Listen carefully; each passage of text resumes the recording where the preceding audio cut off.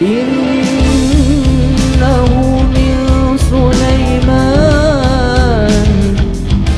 Innahu min Sulaiman wa innahu bismillahirrahmanirrahim. Assalamualaikum warahmatullahi wabarakatuh. Apa kabar sahabat Latazan? Semoga kalian selalu dilindungi dan dirahmati Allah. Mandla Mandela adalah cucu tokoh revolusioner Afrika Selatan Nelson Mandela. Nama lengkapnya Nkosi Sikelel Mandla Mandela dan berasal dari klan Abatembu yang didapat dari kakeknya. Pada tahun 2007, dia diangkat sebagai kepala suku Xhosa sekaligus dilantik sebagai ketua Dewan Adat Meso. Mandela yang saat itu masih berusia 32 tahun berperan sebagai juru bicara kelompoknya dan memimpin upacara lokal serta menyelesaikan perselisihan yang terjadi. Lulusan ilmu politik itu bersumpah mencoba membantu orang-orang di pedesaan Eastern Cape yang merupakan salah satu daerah termiskin di negara itu sebelum dia dilantik.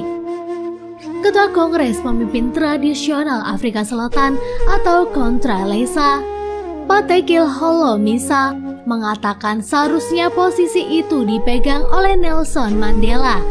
Namun karena usianya sudah lanjut, maka harus diberikan kepada penggantinya.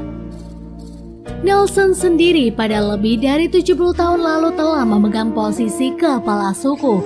Jabatan itu dia tinggalkan untuk menjadi pengacara dan memimpin perlawanan anti-apartheid. Di usianya yang menginjak 88 tahun, Nelson berpesan agar posisi kepala suku itu diberikan kepada cucunya. Ini benar-benar posisi Nelson, tetapi karena usianya yang sudah lanjut, maka diputuskan kehormatan akan diberikan kepada penggantinya, kata Ketua Kongres Pemimpin Tradisional Afrika Selatan Patekile Holomisa.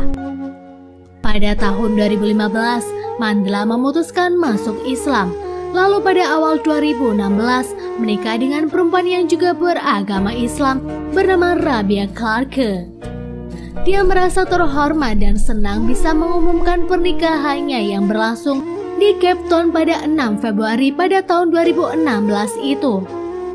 Sebelum itu, Mandela telah menikah 3 kali. Pada tahun 2004, dia menikah dengan Thando Mabuna Mandela. Kemudian pada tahun 2010, ia menikah dengan Anais Grimaud yang berusia 20 tahun. Namun pernikahan ini berujung cerai setelah terjadi skandal perselingkuhan yang dilakukan Grimaud dengan saudara laki-laki Mandela. Pada Desember 2011, Putri Swazi Nodiala Bali Makatini, tetapi pernikahan itu juga berakhir cerai pada tahun 2014. Barulah pada awal 2016, publik Afrika Selatan dibuat terkejut oleh pernikahan Mandela dengan perempuan Muslim Capetonian. Pernikahan keempat Mandela ini berlangsung di usianya yang ke-42 setelah beberapa bulan menjadi mu'alaf.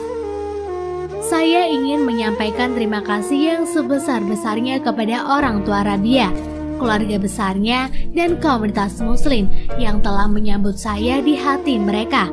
Meskipun Rabia dan saya dibesarkan dalam tradisi budaya dan agama yang berbeda, kebersamaan kami mencerminkan kesamaan kami.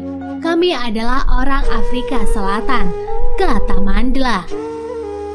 Namun, Islamnya Mandela kemudian memicu protes dari Kongres Pemimpin Tradisional Afrika Selatan atau Contralesa yang tidak senang dengan hal itu.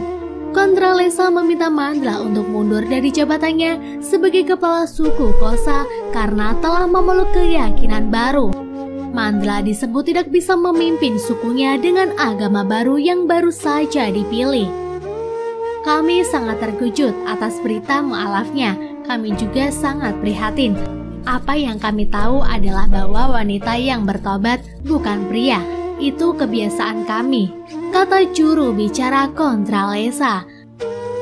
Contralesa menyampaikan Posisi Mandla sebagai muslim dapat mempengaruhi kemampuannya menegakkan tradisi Khalsa.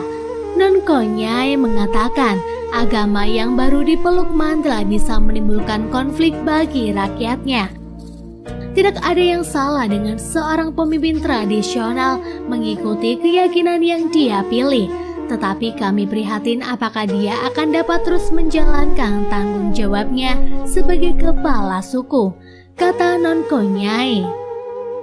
Tugas kepala adat salah satunya adalah memimpin ritual ucapan syukur untuk leluhur, termasuk mempersembahkan hewan yang disembelih kepada mereka dalam doa. Praktik semacam itu dianggap tidak sejalan dengan kepercayaan banyak muslim. Non Konyai menyebut apa yang dilakukan Mandla bertentangan dengan tradisi bahwa pria mengambil alih budaya istrinya. Menurut tradisi Afrika, perempuanlah yang harus menjadi bagian dari keluarga yang akan dinikahinya atau pihak pria.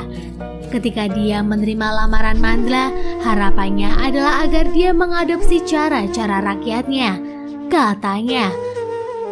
Terlepas dari seluruh polemik itu, Mandla kini seorang muslim yang berjuang melawan ketidakadilan dan penindasan di belahan dunia lain.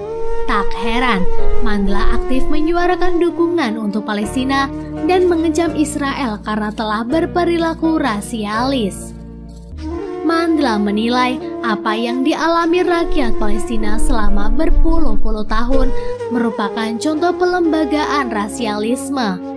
Selain rasialisme, juga terjadi pengendalian sistematis terhadap kehidupan Palestina, pencurian tanaman, pembatasan kehidupan pertanian, dan pencaplokan tanah secara ilegal.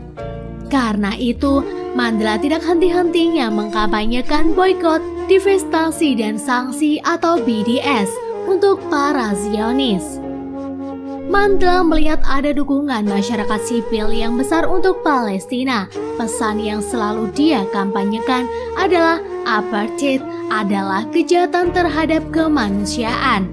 Menurutnya, diperlukan langkah yang lebih efektif untuk memboikot perusahaan yang mengizinkan kolaborasi dan mendapatkan keuntungan dari apartheid.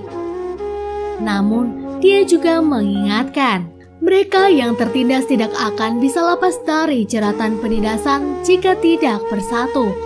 Persatuan bangsa-bangsa yang tertindas itu dimulai dengan adanya persatuan bangsa-bangsa Palestina sendiri.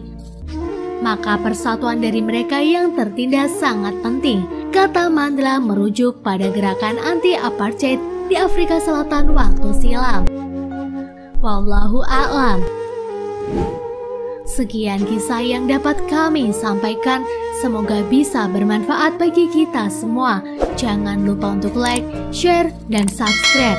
Terima kasih. Wassalamualaikum warahmatullahi wabarakatuh. Innahu